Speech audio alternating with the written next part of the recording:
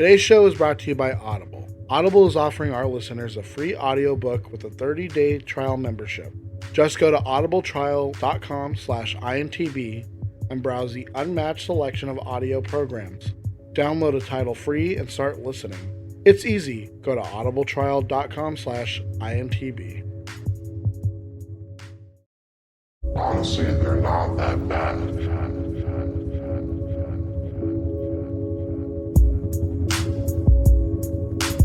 Welcome to an episode of It's Not That Bad podcast. I am Fern here with Dom. What is up, everybody? So, of course, the biggest news to happen, obviously, since last time we recorded. Yeah. You know, it's worldwide basically now, but Westworld came back out. Yes. And it's amazing. And if you haven't watched Westworld, you might as well do it now because there's like some sort of quarantine happening or something. I don't know. It's all kind of vague and nonsensical, but yeah, I don't pay attention to anything that says. Who cares? The fake lamestream media. No. But Westworld's real. Yeah. So let me talk about that. Because as I told you, I was like, oh, you know what? Maybe I should rewatch it now. I mean, we've been planning to rewatch it, but you just put it off. You put it off. And then in the back of my head, I'm like, well, it's only like 10 episodes, 2 seasons each. So I could do that. And I did. And I was telling you, going back and rewatching it, it was like everything they did was so goddamn good. Yeah. Because I remember, because I've said this a million times and I still mean it. The first season of Westworld is some of the most captivating TV I've ever seen in my entire life. Yeah. I've never been so glued. And I mean, like, I love shows, but I've never been so glued to a TV show like that first season. Everything about it, every single week, you're like, I have a new theory. Yeah, that's true. Yeah, but I remember specifically, which is crazy because it was a couple years ago now. Anyways, yeah, I remember the first season super vividly. And rewatching it now, it was like everything was right there. We just weren't paying attention. We just didn't. They said this right here. Wink, wink, wink. We didn't even fucking get it. But then rewatching it now, it's like, oh, it's all there. And then even season 2, like, I understand why people were like confused and they're like, oh, they're trying to do the same thing as season 1, whatever. But really, it's because that's one and the same. Yeah, they were. The way I kind of look at it is like they're 2 parts of the same season. Yeah. Which I don't feel like that's bad at all. No. I just feel like season 1 was setting up season 2 was finishing it. Yeah. This one now is starting to be like, hey, all that stuff that we did there, now this is like the real consequences of it. Everything that we were setting up for this is it's that thing that we constantly say, like with Marvel or Star Wars, where people, they jump to conclusions right away where they're like, well, what does that mean? Well, what does this mean? What does that mean? And it's like with Age of Ultron, right? Everyone was all, oh, this doesn't make any sense. Why did they do this? Why did they do that? How come this? How come that? Blah, blah, blah, blah, blah, blah. And then look at, as soon as it got to Endgame, and everyone hated Age of Ultron. And now, they're like, oh, yeah, it was actually one of the better ones because it started setting up for Endgame, like, way before. And it's like, yeah, that's what we said back when it came out, and you guys were just complaining about it. That's what Westworld's been doing. Yeah. And it does all of that without still giving it away. Yeah. Because this season is still setting up for mysteries that we think we're going to get. But then it's like, I don't know. Because you think like everything in season 1 and 2 laid it all on the table, right? And it's like, oh, okay, this is the general gist of what's going on, blah, blah, blah. Yeah. Then you come back in this Outworld. Obviously, this is going to be a little bit spoilers alert and, maybe theories. But you come back to the real world, and then you find out that the real world is also controlled by this giant AI computer system thing. And then you start digging into that, hopefully we start digging into that, and it's like, So what does this all mean? And then what you also find out too in this first episode is like the person we thought, well, the person we were told of just for just a few seconds that was controlling it isn't even controlling it. Then it's like that same thing of like with what in the first couple seasons where we were told that Ford was in charge, right? And then we kind of scale back and we realize like, oh no, they are kind of given this whole algorithm and designed to be on their own. Yeah. So it's like, so what does that mean for this AI that's coming that we barely even got to see? Yeah, just I mean, rewatching the first two seasons obviously got me stoked, but also it just made me really appreciate everything they're doing, because one thing that I don't think we really ever talked about, but when they cut to those cinematic scenes in the second season, and I think it's usually like when they're in the computer or it's like because inner like monologue or whatever. when they go inside Bernard's brain, right? Yeah. First of all, I mean, it looks amazing. Second of all, it just makes me think, one day can we at least get like a new Westworld movie? Like maybe it can end with the movie, because it looks so fucking beautiful. Well, because how long did they want to go for? They said they had idea for 7 seasons. Oh shit! But they did say that they weren't sure how they were going to get to the end, but they know the end, and that they might be able to do it to 5, because last season wasn't doing as well as the first season. Yeah. So they were like, if we can, then we'll try to end it around 5 seasons. Yeah. So maybe, and that's what I love too, is that they have a plan. I think right now it's just what they're willing to show. But it's not just that, it's everything it sets up. And then I almost forgot about it, but the end of season 2 has that part where the Men in Black comes down, and he sees his daughter and stuff, and it's like, so they just showed us the future, but we're just supposed to put that away and be like, that's for later, right? Because what? So it insinuates that he finally figured out how to do the thing he was doing for his father-in-law, where they're trying to whatever. Yeah.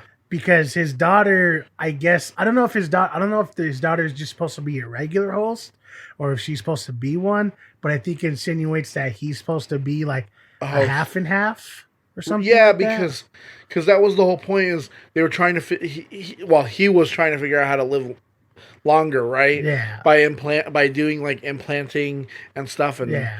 So they insinuate because he killed his daughter, right? Because when you get down there, it's already like shit. So it's been like, it's not right away. Because during the current timeline with Dolores, when she goes down there, it's all like brand new, or like it's all like current. Yeah. So I remember how much time, I don't know, but time that's has right. passed. That's right. And it showed you that, but then it's like, but that's later. That's a little treat.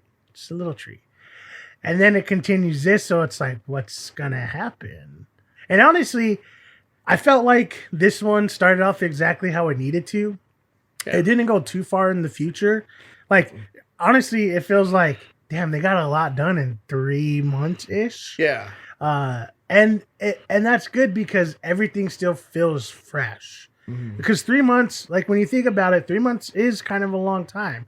3 months is like going on summer vacation. Well, and then to go back to the point about you saying them showing the future, we do know that they're going back to Westworld, because that's where Bernard is like, I need to go to Westworld. Yeah.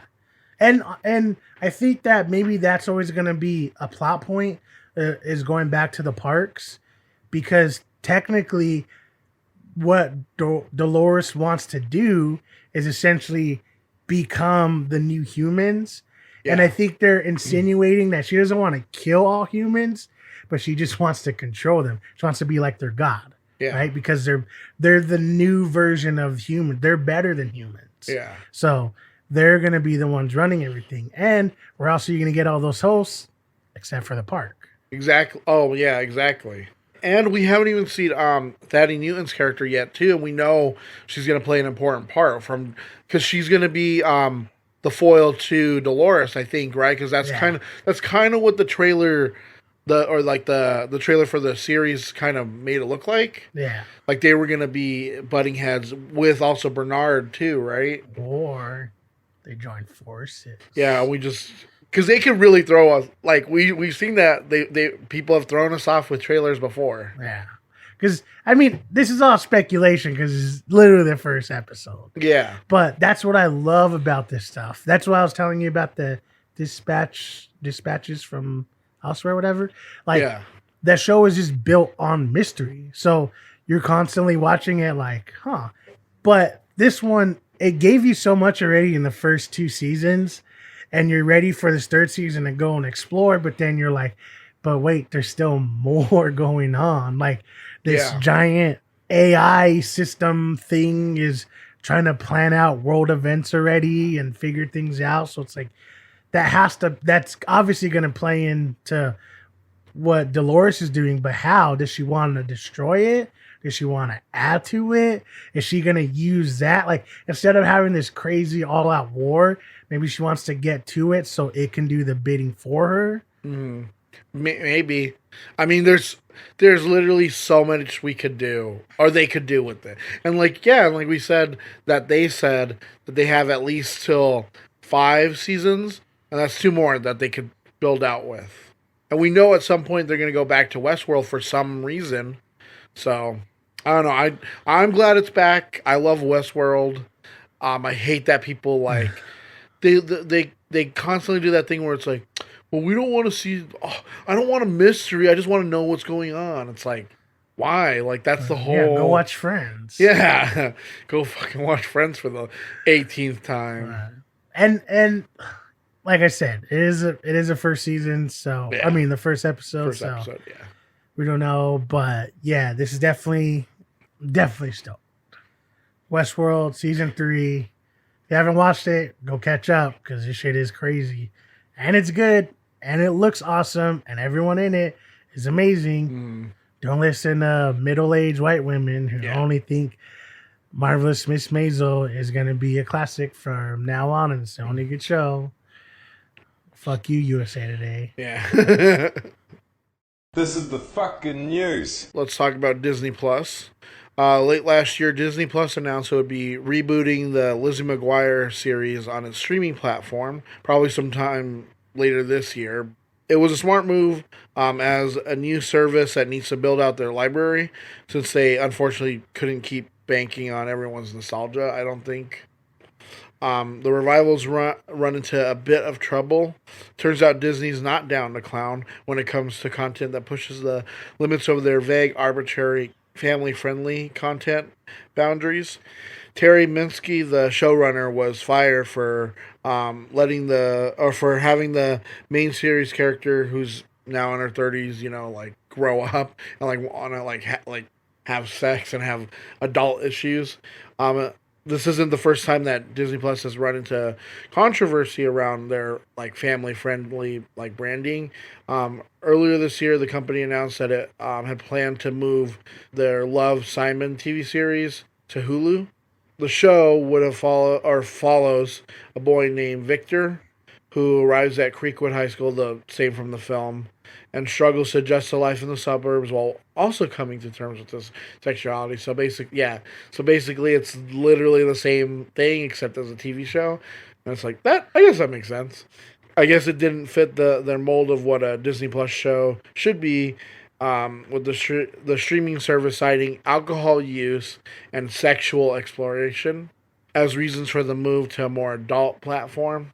But Disney's reluctance to let Lizzie McGuire, a doll, or two boys kiss is a part of a bigger branding problem for the streaming service, one that calls into question its intended audience and overarching strategy. To put it simply, who's Disney Plus really geared towards? Disney Plus knows the power of nostalgia, so while spotlighting these older properties may have initially been a draw for kids and parents of those kids, they're also betting on enticing viewers who are hoping to tap back into their childhood with remakes and re-airings of older original series. Disney knows what it's doing, but does it really know who it's doing it for? The idea of the streaming platform refuses to house content that isn't family friendly. Feels like a weak attempt to avoid taking a stance on larger issues. If Lizzie McGuire's potty mouth or sextracurriculars are too adult for Disney Plus to streaming audience, then why are shows like The Simpsons, or like any like the Marvel movies getting like top billing? Why does watered down violence and cartoonish antics rate friendlier than casual reference to a woman's sex life? Or a quick party montage of teens pounding back solo cups?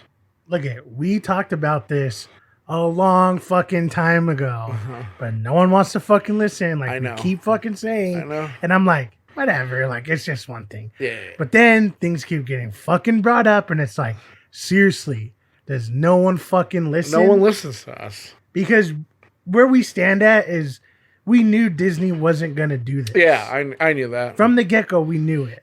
But they do have a somewhat point when they're saying, yeah, but they're still letting these other movies and these other TV shows in that do push the boundaries. Why not this? Which is true. But that's Disney trying to entice people right away. Yeah. They should have never had The Simpsons on there. They should have had it for Hulu. Yeah. And only Hulu. I thought that too. And the big thing, though, for me with Lizzie McGuire is that Disney didn't even want to give it to Hulu. They wanted to keep it, but they didn't want to do it that way, which is like, that is a problem. Yeah. Because it's one thing to say, hey, like, this is not, what we want to sell, which is fine, because I think Disney is going for that crowd that's a little bit like, yeah, we know this stuff, but like, we don't need it in our face, right? Yeah. Because we have young kids in here. Yeah. But I mean, kids today are probably exposed to a lot more than you think it is. That's true. The smart move would be to have Hulu as your side B, right? The one where, yeah, you want a Lizzie McGuire show? It's on there. Yeah. And I could see how they get frustrated because, like, yeah, but that's a Disney original and we want it back on Disney. But it's like, but it doesn't deserve to be on Disney anymore. Yeah, and then one thing that people brought up were like, well, look at The Mandalorian. Like, that's kind of pushing the boundary. I mean, he kills people. He does this. He steals. He does that. And it's like, yeah, but like, it's fantasy. But yeah, that's the thing is, like, space and fantasy always get like, that's what the MP literally. So it's not called the MPAA anymore. It's called the MPA. Did you know that they literally just switched it? Their guidelines basically are kind of like, oh, if it's like a laser or like the blood's not red, you can show it. That's family friendly because it's not real. Yeah. It's like, see, but that goes to like my second like part of like this whole thing is like, should Disney set better guidelines for just like us to understand like why certain shows are on Hulu as opposed to like Plus? I mean, maybe, but everything's still early. Yeah. Like, I know it's crazy to say this, but this streaming service stuff is still pretty early going on. Like, HBO still hasn't released their thing. No.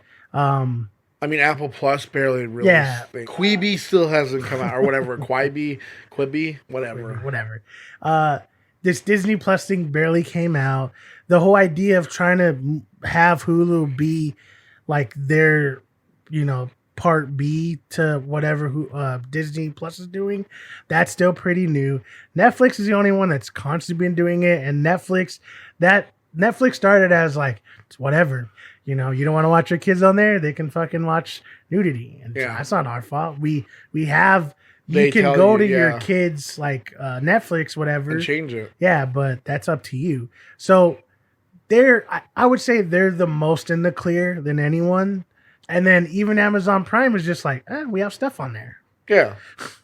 Like, it's not catered toward grown-ups. It's not catered toward kids. There's programming for both, but... Well, it's kind of clunky, so I don't think it's catered to anyone. That's what I'm saying. It's like, it's kind of there. But what Disney has been doing is trying to set this precedent of like, well, this is kid-friendly.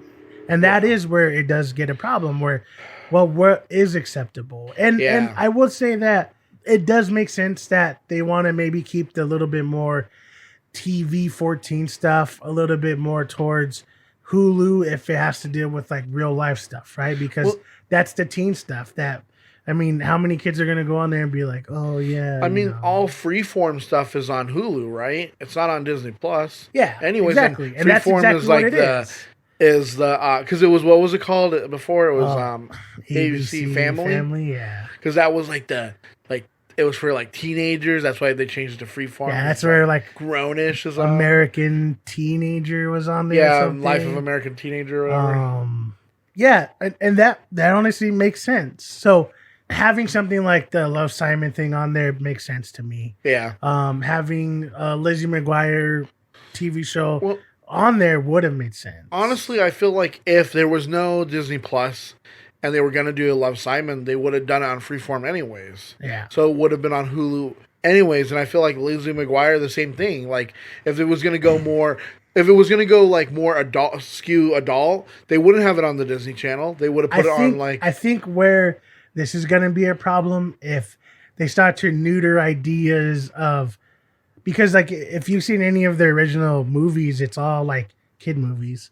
So if they start to neuter that to where it's like they don't show gay people, they don't show like real struggles, like, you know, all that stuff. Because like kids can watch that stuff, but it's catered towards them, so they can, you know, they can learn to grow with it instead of having Lizzie McGuire like, yeah, so I got railed really hard last night. And like, oh, you know, like that's different.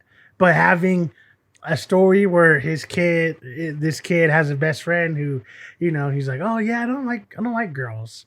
And he's like, oh, that's fine. Like that's normal for a kid to know that that's normal. Yeah. But to have like someone say like, yeah, so like, oh man, I got so horny last night. I was looking at a bunch of cocks. I didn't even care what it is. It's like, that's for grown-ups. That's for not grown-ups, but that's for more matures. But if Disney starts to do that, where they're like, hey, how come this isn't on Disney Plus, but it's on Hulu, but it fits Disney Plus? Like Love Simon, I could totally see why it's not on there. This Lizzie McGuire that they wanted to do, I could see why they would want it on there, but the Lizzie McGuire that they should do shouldn't be on there. So like all that does make sense. Yeah. But if Disney starts to say like, well, he's not, I mean, they're not gay, like that's when you start to say like, okay, now you're really like fucking it up. Yeah. Right now, with the two examples that we got, I'd say it's okay. Yeah. But if they do start to do these things where it's like, oh, hey, this original movie we did, or TV show, and it's like, this is a kid's TV show. How come it's on Hulu? Why isn't it on Disney Plus? Oh, because the kid has two dads. And that's it. Yeah, then that would be a problem. Yeah, that's would be like, okay, now this is a fucking problem. You made it a problem. But for what it is, this is more of a loaded question than anything. But what they're doing specifically with these two shows, not bad. But going forward, this is setting the precedent that you're saying that you don't want more mature stuff on there. So when you start to pick and choose what goes on there, you can't go back. You can't say that, oh, well, you decided to put like Dark Phoenix on there, blah blah blah, because it's superheroes. Like, yeah, but the guy straight up says like, I'll fucking kill you. Does he? Yeah. So it's like, how is that okay? But, you know, insinuating all these two, you know, gay people are in love. Oh, that's not. You can't do that. I don't know. Yeah. I guess we'll just have to see how it goes in the future.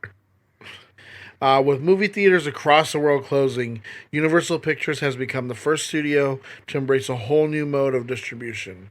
The company announced earlier in the week that starting Friday, March 20th, current theatrical films like The Hunt, The Invisible Man, and Emma will be available on a wide variety of most popular on-demand services for a 48-hour rental period at a suggested retail price of $19.99 in the U.S. and the price equivalent in international markets. The release of Trolls World Tour on April 10th will happen both in theaters, if they're open still, and also online. Jeff Shell, the CEO of NBC Universal, said, Universal Pictures has a broad and diverse range of movies, with 2020 being no exception. Rather than delaying these films or releasing them into a challenged distribution landscape, we wanted to provide an option for people to view these titles in the home that is both accessible and affordable. He went on to say, "We hope and believe that people will still go to the movies in theaters where available. But we understand that for people in different areas of the world, that is increasingly becoming less possible. Unfortunately, this is another step taken in precaution to help lessen the pandemic. Now we are seeing whole theater chains shut down. Regal, AMC, and the Arizona local theater Harkins have all shut down. The box office has already plunged to the lowest depths it's been in 2 decades, and with the postponement of future releases, this just kind of makes the next logical step that that they would start releasing it online too, which They've tried before. yeah, And they still do. people are saying this could undo going to the theater and to watch movies. What do you think? Obviously, not everything's going to stay closed forever. No. And when people hear these closures, these state of emergencies, they panic. And obviously, we know if you've been watching news, people have been buying toilet papers because like, why I got to use a toilet paper every single day, a whole roll, because I shit so much. Yeah, I just used to go every day to the market. I just take the roll, I take the whole roll, and I roll it all in my hand, and that's one wipe. That's disgusting. And then I take another roll, I wrap it all, I put it all in my hand, do another wipe. That's why I gotta buy 65 rolls of toilet paper. No, but like we know, and we've seen it happen. So I think people like what you said, people are just they're thinking too much about it. It is gonna affect it. That's true. And I mean, China just opened their first theater and No one came. went. Yeah. And they were like, no. See, look, like we did good. Look at, we're getting rid of the virus. It's good. And they're just like, I don't know. Fool me once. So Shame on. there is going to be that period too. So honestly, like let's say in a month, maybe a month and a half, maybe even 2, who knows? But when these places start coming back and they start going back to normal, there are going to be people out there who are going to be like, I don't know if we should. Yeah. Should we? So the idea that they want to do this, whatever, that makes sense. And they've done this before too. I mean, every once in a while, there'll be a movie, like I'll be watching DirecTV and they'll be like, oh, hey, don't want to go to the theater? Like, blah, blah, blah, this movie. So they've done it before, but the fact that I think more theaters or more companies are starting to realize that the theaters aren't going to be the most viable way for people to watch it, they are focusing. And I mean, $20 for a movie sounds ridiculous, but at the same point, it's like, hey, you guys want to watch the new Trolls movie? Us 8 people can watch it for $20 instead of having to go to the theater, pay fucking $80, you know what I mean? Yeah. So it's kind of crazy that like, because have you seen like any of the live stuff? I told you, like watching wrestling is so Yeah, weird and then because I saw there's that nobody. WrestleMania, right, is gonna have no audience. Yeah, but see, here's the thing: you're true. It can be weird, but if it's done right, Yeah. it's awesome. But also, there's this band Code Orange who just did this, like they were supposed to do an album release like show, then tour, but obviously had to get canceled. But they're like, fuck it, we're still gonna do it. Yeah, So I saw that. So they live streamed their whole thing, and that was good. Like the visual, because they basically said like, how can we put our live show but in streaming form? So usually like when they have the visuals for like a screen or whatever, it like intercut with the like screen. You know who would benefit from that? I think Turnover. Yeah, it's like that's what I'm saying. Like people are finding ways to do this stuff, and That'd be there's awesome. comedians who are trying to figure out like they're doing their stand up bits and then asking for donations and stuff. Yeah, 'cause they're like hey, it's still entertaining. Patton Oswalt was doing it for his neighbors. Like he was out doing like stand up comedy for his neighbors. It's like, see, like I feel like this finally got us to like, we were kind of stagnant for a while on like, yeah, we could just do the same old, but it's like, no, now we have to like maybe now for the future we can do like virtual concerts more so than you know what I mean? Like I feel like more people would like that anyways instead. Well, Well, especially because it's funny you say that because my friend's band Woundvac, they would do this thing for it was like almost 2 years. They did it nonstop, but I think it was like every couple of weeks, maybe even like once a month, they would like stream or maybe record. I can't remember, but they would just do like their practice space, and it'd be them doing like cover songs.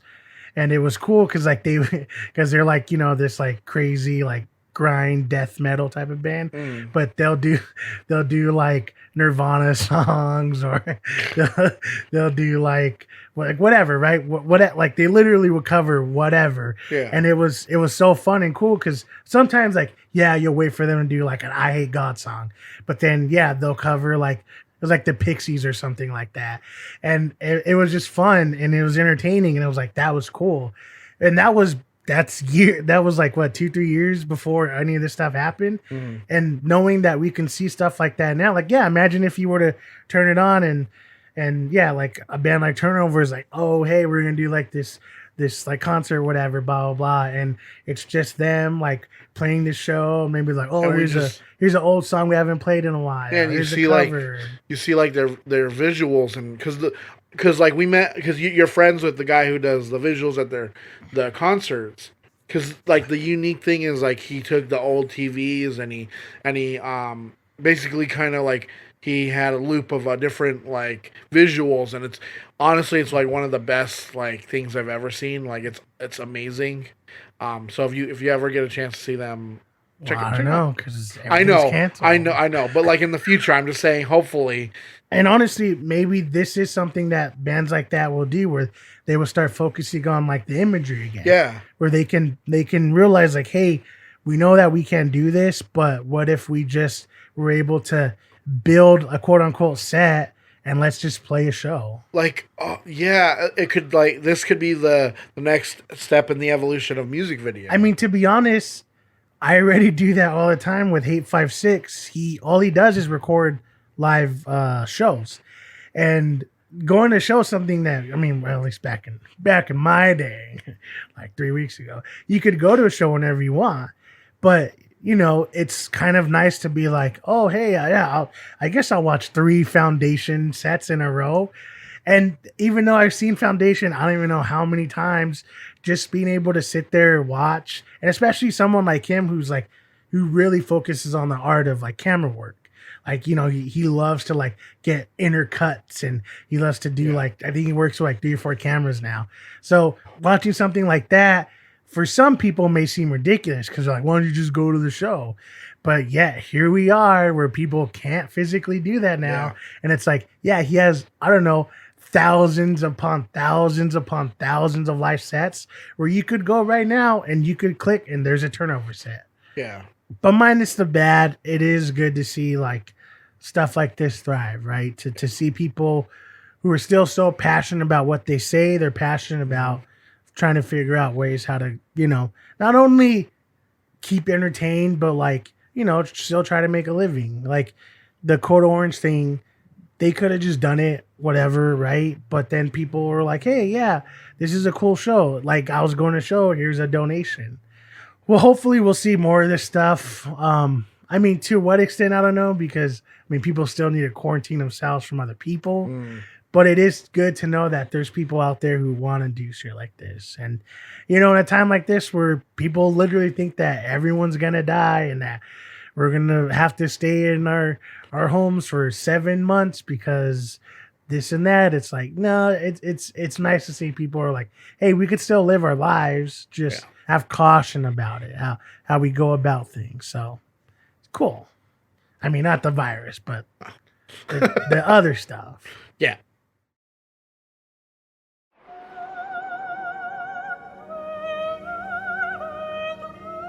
Sir, how about a glass of champagne? Perfect. Put on some weight.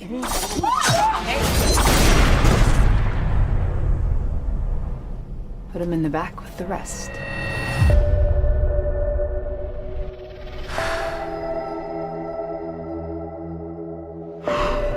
Who's in the shadows? Who's ready to play?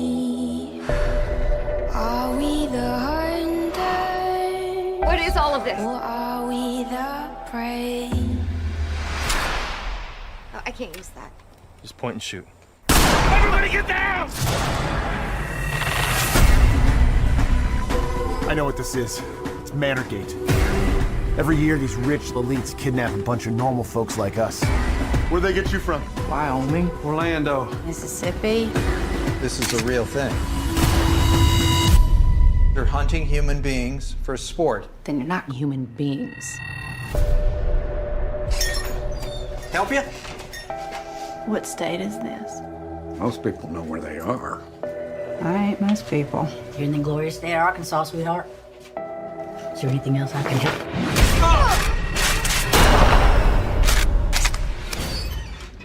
How'd you know she was lying? Because everyone is lying.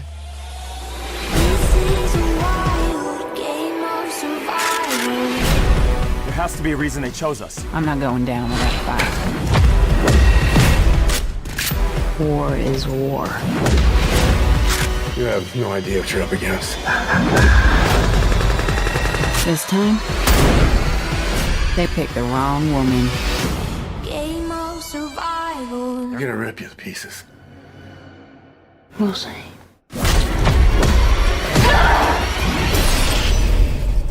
This is a wild game of survival.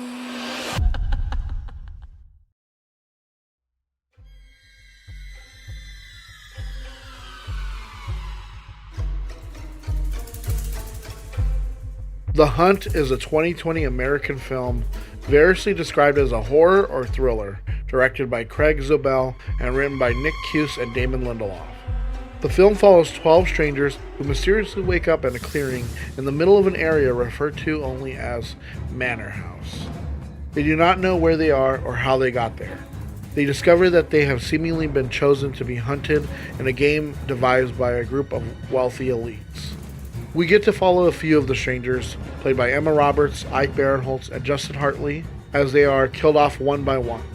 A small group of deplorables make it to a gas station, which turns out to be a part of the elite's group. They kill off the deplorables.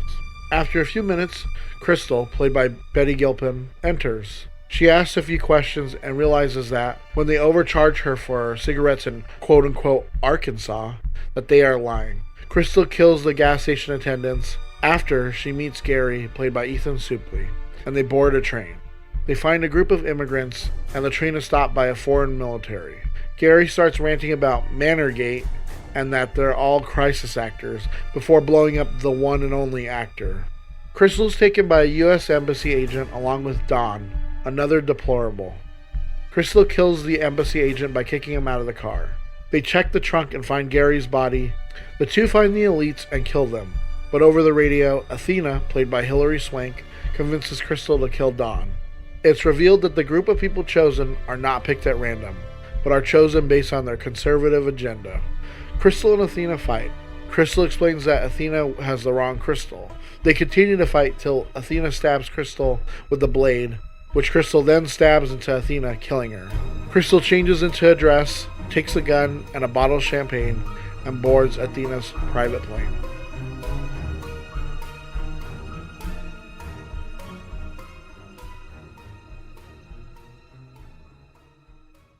The Hunt. A libertarian's dream.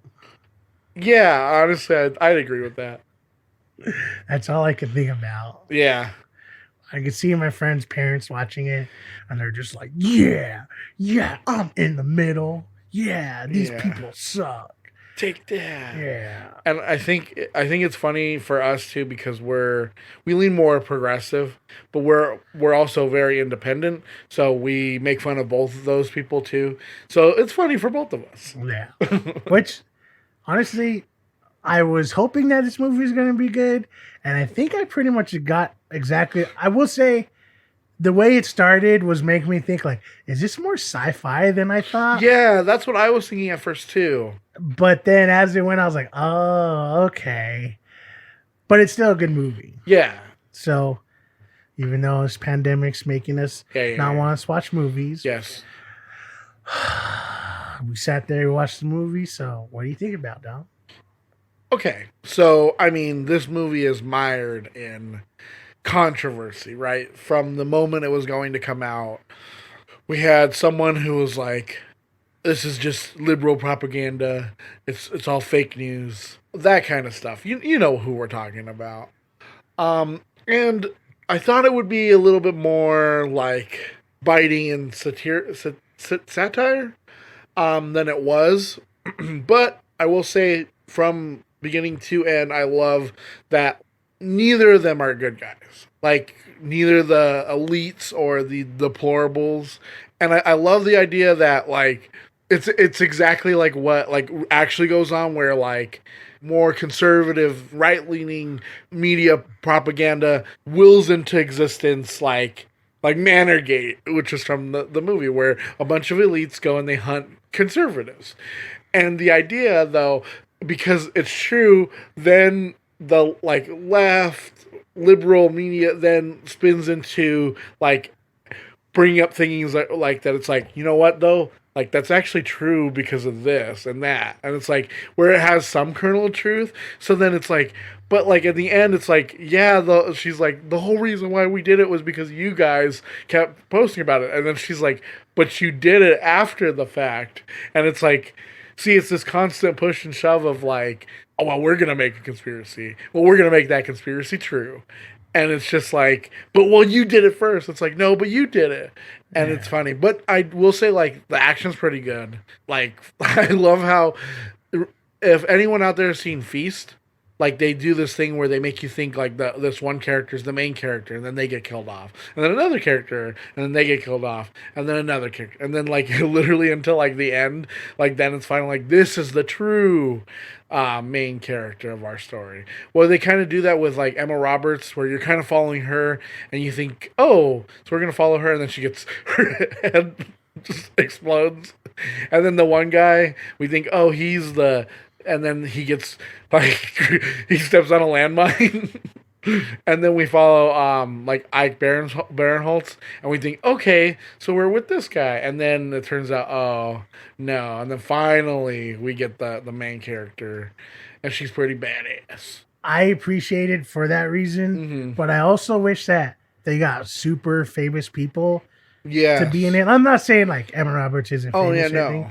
But you know what I mean? Like, imagine if, like, a Tom Hanks were to pop up. You're like, he's obviously the guy. Yeah. Oh, no, he just got blown up. Yeah, no, yeah, you're right. If they got, like, Tom Hardy and, like, then he gets blown up. Or they got, like, Natalie Portman, and then she just gets, like, blown up. And then Chris Hemsworth, and then he gets shot. And then finally it's this, like, this actress who, she's been working for a while, but, you know, like, this is, I would say, like, her first, like, major...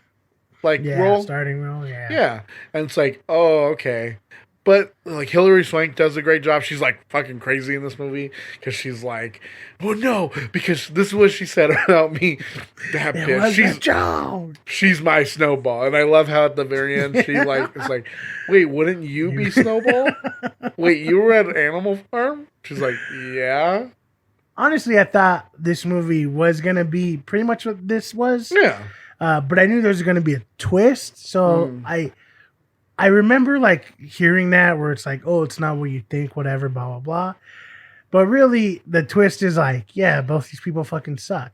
Because technically our main character isn't really on either side. Mm-mm. Like, you think that because she has an accent, right? Yeah. That you think, oh, she is just like these other people. Yeah, and that she's good with guns, so she's got to be from. Like... Yeah. But then it's like, oh, no, it's because she was in the army and she did all this training. And then she also is not dumb. Yeah, so, and it also turns out they just got, like, the elites are the dumb ones because they got the wrong person. Yeah. That was pretty funny. Yeah. Honestly... This movie is so fun. It's so funny. Yeah. It does suck that everyone does die right away. Because I thought, like, Ike Barinholtz was going to be like, oh, here's our funny guy. Yeah. Oh, you just killed him. But I kind of like that they just all keep getting killed. Like, everyone that she's, like, with just gets killed. Like, Gary, he just gets killed. And that helps out with the flow of the movie because... Even when it does slow down a little bit, it's still pushing towards the end. And then all of a sudden, like, you're at the end and you have this epic fight scene. and then it ends. I like when he's like, no, they're just crisis actors. She's a crisis actor. It's like, that's a baby. The baby they have crisis babies. And then, like, he's all, like, complaining. Then the one guy is all like, they're never going to believe you, Gary. And he's all, see, he's all, or whatever. Yeah, honestly, it's so funny. It's super entertaining. I don't get why, like, conservative, quote-unquote, conservatives got so upset. Because they make fun of, like, liberals just as much as they make fun of the conservatives. Yeah, like the liberals are literally ridiculous. They're like caricatures of liberals. Like they're like, oh, well, those people have suffered for so long to be treated by that racist asshole. What do you mean those people? You guys? Yeah. Oh, sorry, I gendered you. And then she's like, what do you mean those people? Oh, I mean, sorry, black people. No, African American. It's like, no, it's okay to say black people. And then she's like, well, where'd you hear that? NPR. It's like, who's made up of? White people. Oh, we're the worst. And I was like, yes. Yes. Yeah. And honestly, I think oh god. And in a time like this, right? Where we're facing this pandemic and everyone is scared and nervous. You need a movie like this to laugh. I think so too. You could laugh at the the guys. Well, I'm exposing what was it? What they call it? The Hunt Gate or whatever? No, Manor Gate. Oh, Manor Gate. Yeah, I have a podcast about it. And then, like, the same thing with, like, the liberals where they're like, oh, what did she say? Oh, where she calls her, like, a redneck. And they're doing that whole thing. And she's like, so you're saying, like, you shouldn't be judged or you shouldn't have better treatment because you're women? Of course not. And then, yeah, that was funny. Yeah, he's like, you can't shoot her. You can't shoot a woman. It's like, do you think you should have preferential treatment because you're a woman? And she's like, nope. Like, it's so, honestly, it's so funny on both sides of it. Yeah. And like you said, like for us, people who want to be more open-minded to not just try to say, oh, well, the left is bad or the right is bad, whatever. When you see this, you'll be like, oh, it's funny because even though these people are characters, it's kind of also this, like, in reality, right? Yeah. The podcast guy sounds ridiculous, but that's how some people are. Or like, remember where he's like, they back because I'm in Staten Island, and when I have my 7 guns, she's like, why do you need 7 guns? She's like, he's like, that's my right. That's my Second Amendment right. And she's like, well, isn't it their right to shoot you? Like, because the girl's like, to stand your ground, and she's like, but isn't that their right to stand their ground? And he's just like, looking at him all confused. Like, yeah. Honestly, there's not a ton to get into this movie because it just moves so fast. And it's mainly they describe it as like a horror or a thriller. I'd say this is more of an action movie. So. I would say it's like a gory action comedy. Yeah, I would say it's like an action satire. Yeah. Like in the vein of Hot Fuzz. Yeah, there you go. Obviously, it's an action movie. This is the American Hot Fuzz. There's really not much to say except for if you guys like good, entertaining movies, watch it. Do you think it deserved then to be like pushed back? No, that's what I'm saying. Yeah. I think people got too much into the idea that, oh, they're killing the far right. Oh, that's ridiculous. Oh, this is insane. But it's like, it's just a movie. Yeah. And you know what? If it was like where all the more like liberals are, oh yeah, they're like super owning them and killing, it's like, okay, maybe I could see where you're getting at, right? But they're not. They're just bumbling idiots, like the bumbling idiots that they're trying to kill. Yeah, I love how people read something somewhere and they're like, wait, they're killing a bunch of real people like me, true Americans? Well, that's ridiculous. Like, this movie needs to be pulled. It's like, how many times have like liberals done that where they're like, oh, well, this has a bunch of, like Joker, it has a bunch of violence, it's going to cause some, and the left says, I mean, the right says, what? No, this is a champion of champions. He's a real American because he's just like me. And so then they put out Joker, right? And everything's fine. Same thing with this. It's not like all the people on the left like went and started killing all these people on the right. Yet. Oh, it's just because of the pandemic. Because the Hunt's coming out for everyone to see, to stream. Once they all see it, that's the reckoning. Yeah, the controversy was stupid, just like most controversy in movies. Exactly. It never deserved to be waited this long to be put out. No. But I will say, either way, I'm happy because for a movie that we've been waiting for, I mean, it didn't disappoint. I just hate that, like, some movie studios decide to, like, pull just because of pressure. Either way. You know what I mean? Like, I guess there is a real line, though, because if it was, like, about, like, hating people and how, like, minorities are inferior to white people, I guess I wouldn't want... But, I mean... They still should be I mean, you should never censor art, right? So that means all art should never be censored. Maybe let those people who want to see it see it. Yeah. I mean, we talked about this before. I know. But I think this kind of goes into that kind of thing where it's like, well, we want to see it because we want to laugh at everybody. But there's some people out there who are like, well, I don't want people to laugh at me just because I want to own a gun and kill minorities. God. And that's his God-given right. Yeah. And then there's some other people who are like, well, I don't want people to laugh at me just because I want to walk on eggshells and not laugh at anyone or make fun of anybody. I'm a snowflake. Honestly, whatever you think this movie is, just wipe that away. Just, if you want something fun and entertaining and funny, and something that it's not gonna make you waste like 3 hours of your time. No, I was surprised how fast we got through. I mean, it was like like a normal hour 30, something like that.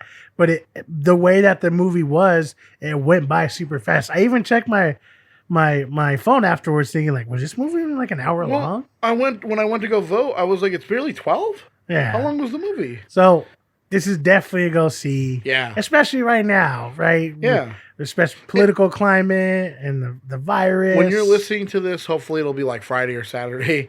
It'll be out streaming. You can stream it. If you get a chance to stream it, stream it. Like, honestly, would you pay $19.99 though for it? Yeah. I mean, you could have paid $20 and that's 2 tickets. That's true. You know what? You're right. So, like, you're quarantined. Maybe you want to invite a friend or two over, rent it. Gonna be fun. Yeah. Trust me. Good film. Definitely backed hard. And stop taking things so serious. Yeah, why so serious?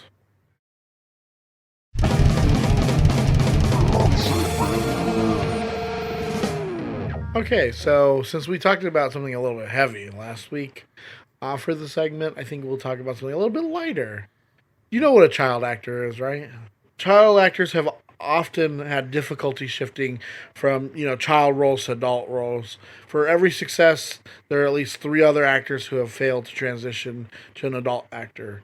It seems that fame can also promote the negative demise of many child actors, and they can experience a downward spiral into the world of decadence, drugs, and assortment of other demons that accompany being in the spotlight.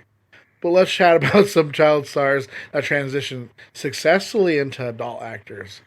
Let's start off with Leonardo DiCaprio. He acted in The Outsiders, a TV series, Growing Pains, and Parenthood. His career gained momentum in movies such as What's Eating Gilbert Grape and Romeo and Juliet and The Basketball Diaries. I don't even know what these movies are. Leo, however, became a household name after Titanic because why not? But he's now in like critically acclaimed movies like The Aviator, The Departed, Inception, and Django Unchained. But he also won an Academy Award for his part in The Revenant. But yeah, he's been in a slew of things. I guess like I would say that he's like one of the poster child of like the way you transition successfully and like from being a child actor to being like more of a adult, not an adult actor because I feel like that's like like some kind of like porn star. Let's move on to the next one. Natalie Portman. Now one of the most highly paid actors in the world, Portman was discovered by a modeling rep in a pizza restaurant when she was just 11 years old. 1 year later, she was seen on screen in the 1994 film The Professional, which is now kind of like, ooh, because of Double Luke yikes. Besson. Imagine someone going like, damn, that 11-year-old looks really good. Yeah, and then like let's sex her up in this movie, and it's like, Luc Besson, why are you doing that? He's all, I am doing because I'm French. That's what we do. Yeah, we are all pedophiles. It's like, I don't think that's true. Since then, Portman has been seen on our screens more times than we can count. In 2010, she won the Academy Award for Best Actress for her portrayal of troubled belly dancer Nina Sayers in Black Swan, which is actually a really good movie. But yeah, she's been in Marvel movies, and she's upcoming in to take over as Thor, right? For Chris Hemsworth in Thor: Love and Thunder. Pretty good. Drew Barrymore's story, as it so easily could have gone in a totally different direction. Because as a 7-year-old child, she won hearts of many when she made her film debut playing Gertie in E.T., but things soon went south for the adorable actor as she experienced abuse and became addicted to drugs and alcohol. All this happened from the age of 9, so we're amazed that she managed to make it out. Not only did she get herself out of a troubled lifestyle, she ended up becoming one of the most successful actors in Hollywood. She has appeared in some of the most popular romantic comedies in history, including The Wedding Singer, Never Been Kissed, 50 First Dates, Riding Cars with Boys, and so much more. She also owns her own production company. I didn't know that. Hers is crazy because you're right. She could have easily just fell off and be like, oh, remember the cute girl from E.T.? Yeah. Yeah, she's a fucking drug addict now. Yeah. Look at her. Look at her. But she cites Steven Spielberg stepping up and like telling her, hey, you got to get your life together. Yeah. And she did. And she was 10 years old. So all of you out there who are 30-something who's still doing drugs, and it's like, you need to get your act together. If a 10-year-old can do it, I think you can do it. Kenan Thompson. It seems like Kenan Thompson was always destined to become an actor. He couldn't get enough of starring in school plays, and his passion eventually paid off in a big way. At 15 years old, he landed his first major role in the sequel to The Mighty Ducks, D2 The Mighty Ducks. This was shortly followed by the third installment, D3 The Mighty Ducks. As he grew up and transitioned to adult roles, Thompson appeared in Love Don't Cost a Thing, Barbershop 2, Back in Business, My Boss's Daughter, and Snakes on a Plane, which, I mean, they're not successes. But although he has achieved modest success in the film industry, his best known work has been his role as a cast member of sketch comedy show Saturday Night Live, which he began in 2003, which I was thinking about. I was like, damn, 2003? Then he has to be the longest serving, because in 3 years he'll be 20 years, right?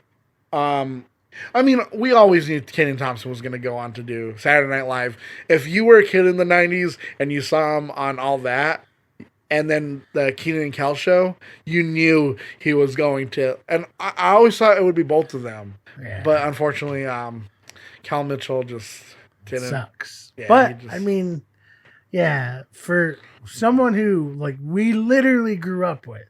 Yeah. I mean, it wasn't that long ago, I was telling my sisters, like, how fucking perfect Mighty Ducks 2 is. And knowing that we knew him from then till today, he's still working and he's still funny. It's like, yeah, he should. Yeah. Like he's someone who really carved out his own stardom without having to go one way or the other.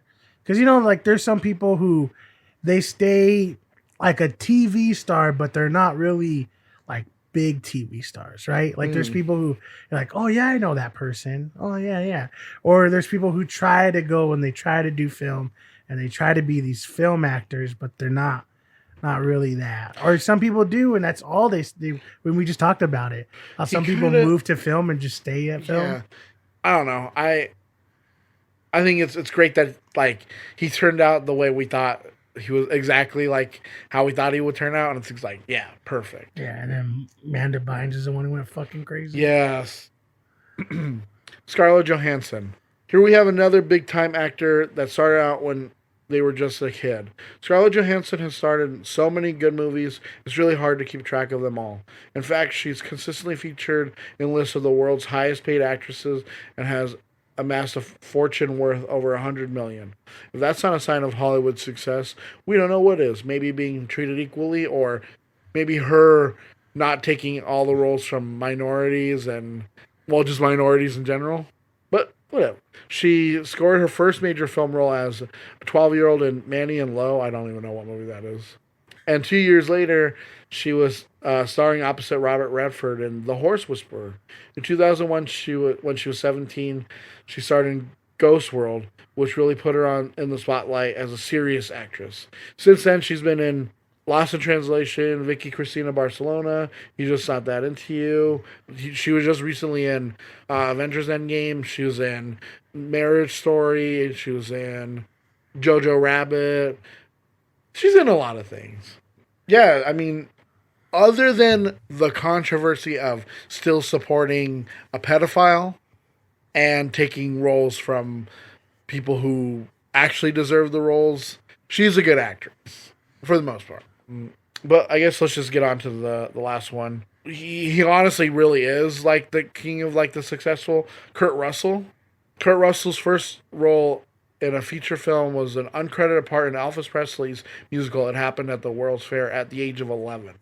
After several guest appearances, Russell got his first starring role in the fantastically named Western series The Travels of Jamie McFeeters, although it was canceled after one series. In the late 60s, Russell was signed to Disney and became a big star for the House of Mouse during the 1970s. He soon caught the attention of John Carpenter, and the rest is history. Their pairing soon turned out to be legendary, and they made Escape from New York, The Thing, Big Trouble in Little China, and Escape from L.A. Russell earned critical acclaim for his role in the biopic Silkwood, before returning to blockbuster movie making with Tango and Cash, Backdraft, Stargate, and Tombstone. He teamed up with Quentin Tarantino in Death Proof before being called on again in 2015 for The Hateful Eight.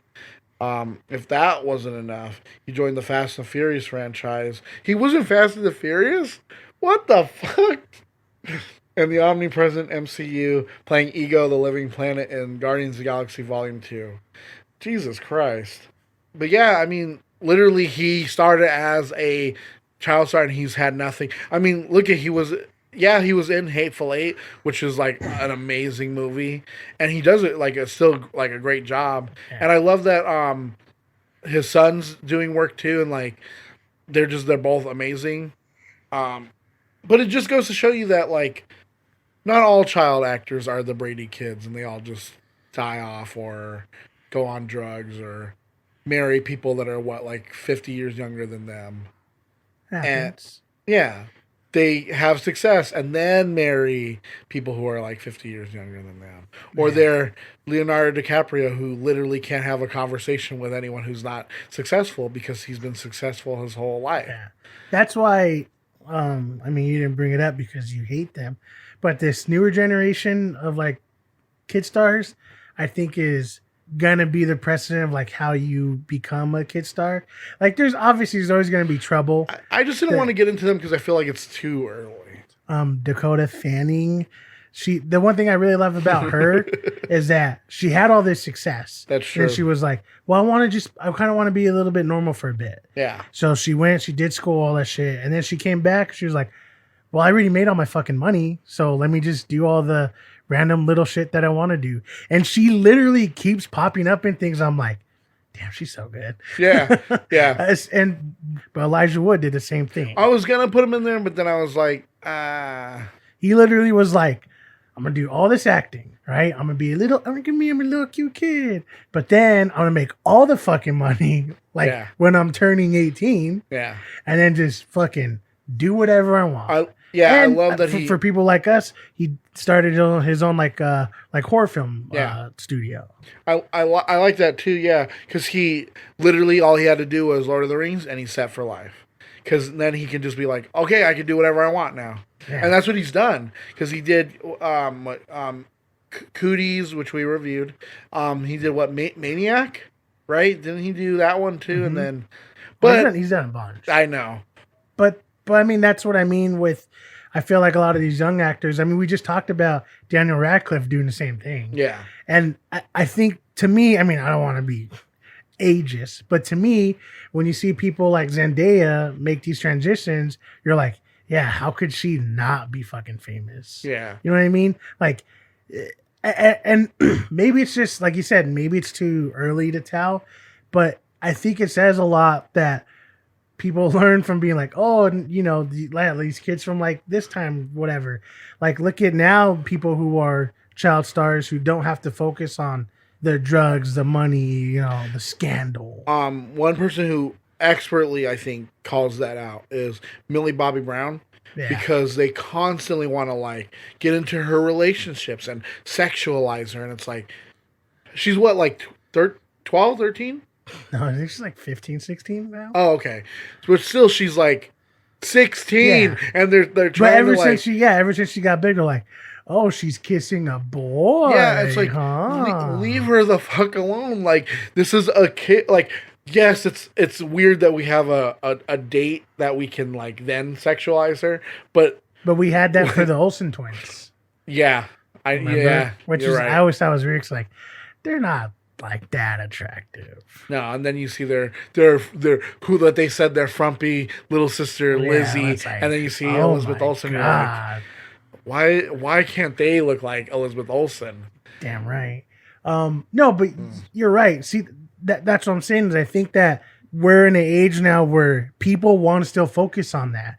They want to be like, oh, is she gonna be the next Drew Barrymore and like get, you know, have this crazy life of like drugs and party when she's a kid? It's like, no. Right? I mean, yeah, maybe they're out having fun or whatever, but they're still kids. Like, you know, I don't know. I feel like more so now than ever, these child stars are starting to be more mature about it. Yeah. Where they can still, they're going to be child stars, whatever, but we can watch them grow without having to have some sort of controversy. But people still try. Like you said, people are constantly trying to like, oh, this whatever star now, look at what they're doing. I mean, we see it all the time with even today where it's like Vanessa Hudgens is how far along from fucking Disney, and people are like, yeah, see this ex-Disney star getting raunchy, and it's like, yeah, 'cause she's a fucking woman now. Yeah.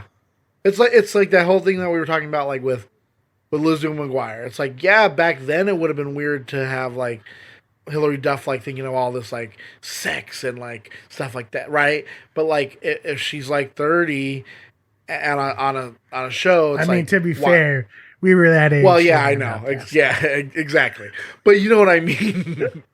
Yeah, but that's what I'm saying. I think that it's starting to change, but there's still that old Hollywood who wants to focus on, oh, like, did you hear these rumors? Yeah, like all the content. Just go on the page 6. And yeah, like I heard blind items. I heard from so and so that Millie Bobby Brown is dating. Oh my goodness! And it's like, okay, like leave her alone though. That's what I'm saying. Like, it's interesting to hear about a lot of these older kind of celebrities, even some of them not even that old, but kind of just seeing like how it's transitioning now. Like I said, with Zendaya, I mean, she was a Disney star person. I mean, we still do see it though, because what was the other girl? The redheaded chick. Oh, Bella Thorne. Bella Thorne. Yeah, like see even that when she wants to go out and whatever, but it's like they called her crazy in that one thing that I was reading, and I was like, she's not crazy. She's just eccentric. Yeah. Just because she wants to direct some porn, does that mean that she's crazy? No, I don't think so. Yeah. So it's always going to linger and it's always going to be there. But I do have more faith in these child actors now. Yeah. Where they're moving away from like having to be the Hollywood kid and just be like, oh, we can do, because I mean, I think the best thing I could think of is fucking Finn Wolfhard, is that name? Whatever. Finn Wolfhard. Where he's like, yeah, you know, it's weird kind of being like famous, but like I still love music. So being famous means I could do music too. Yeah. You know what I mean? And he's just trying to be like a normal teenager and start a fucking band. Yeah, they can actually go and do these things now where they're like, yeah, they do child acting for a bit. And Dakota Fanning was like, oh, I want to be your cheerleader. So she went and then she stopped acting so she can be your cheerleader for a little bit. Yeah. You know what I mean? So it is interesting to see, though, some of these child actors, especially you said, like some of them who are like, oh, fuck, yeah, this has been a really long time. But it also makes you kind of appreciate these kids now where we'll watch them, you know, like Stranger Things and seeing these kids grow up in front of us and be like, I think they're going to be fine. Yeah. Like, I don't think they're going to be as raveled up in controversy as some of these older ones. Yeah, like watching a Kiernan Shipka on Mad Men, and then now it's like, and she's doing just fine with Sabrina. Yeah. And it's like her and like Zendaya are the two that I'm like, when are you guys going to, I can't wait for you to win your Academy Award. When is it going to be? Because I think they're that, I think they're that good where I think they could win. But till then, we'll just say thank you for listening. Yes, thank you. We appreciate it. We severely do. If you are self-quarantined, like you probably should be, because I think like the whole United States of America is saying like you should. Yeah. Why don't you go ahead and like or subscribe to our podcast? We're pretty much on any streaming service, including YouTube. Yes. We have a link in our description of the episode you could click on, take you there. And yeah, check out some old episodes, catch up on some of the groundbreaking news. You know, we do 4 or 5, sometimes a year prior to it actually breaking news. And yeah, you know, just let us know. Do you have a favorite childhood actor turned success? Mm-hmm. Do you hate childhood Do you hate child actors? Yeah. Those child actors. I mean, I know there's people like that. Did you get to see The Hunt yet? I'm pretty sure not, because the coronavirus. Yeah. But if you have, let us know. What'd you think of it? Did you hate it because you're like, oh, those libtards? Or did you hate it because, oh, those right conservatards? I don't know. Yeah, just let us know. Like, did you watch Westworld? What do you think about Westworld? How much do you love Westworld? What theories you got about it? Yeah. Actually, honestly, you got theories, fucking let us know. Yeah, honestly. I'm afraid to go on YouTube with that stuff because I don't want to do what I did the first season. I think the only thing I would like to watch is maybe Nerd Soup. Yeah, I'll do the Nerd Soup review. Maybe the Think Story guy, because I like his reviews are really short and he gets to the point. Mm. But I'm going to try not to go down the, here's my theories for blah, blah, blah for 25 minutes. And I'm like, fuck. But, I mean, if you have any, let us know. Until then, guys, wash your hands, wipe your ass, don't cough at people. No. And be safe. And yeah, like I said, we have literally 100 episodes of this podcast you can listen to. So self-quarantine with us. And remember, guys, as always, it's not that bad. It's not